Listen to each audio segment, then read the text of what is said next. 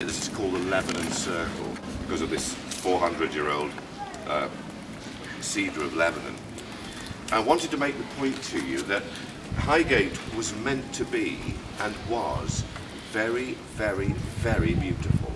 It had a full-time staff of gardeners, up to 80 gardeners working full-time, had a regulation-sized grass level, peacocks wandered the grounds. There were hardly any trees, so none of this would have been here, none of those trees would have been there. So when you went up Highgate Hill, up as we will into the cemetery, you looked down over all of London. And it became somewhere that at weekends fashionable Victorians would come to take the air. It wasn't gloomy, it wasn't spooky, it was not a cemetery where you went to mourn, but a place of brightness. Everything was shining and beautiful. And it's very different today because of about 50 years of neglect. But I think the beauty is of a different kind. So I'll just put this back and then we'll talk a little bit about it.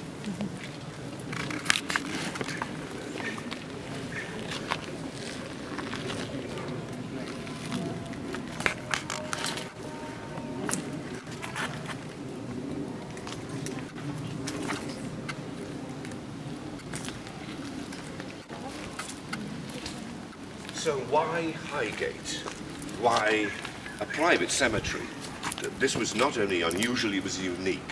There'd never been private cemeteries in Britain before, but they had to, and there had to be an Act of Parliament to create such a concept. The reason was that Victorian Britain was powering ahead.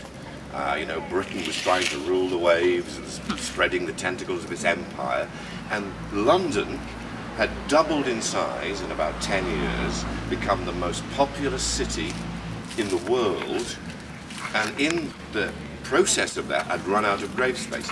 Literally, there was nowhere to be buried.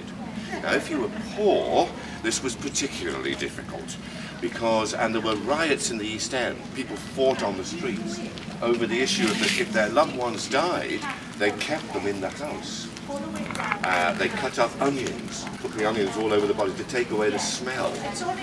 This could go on.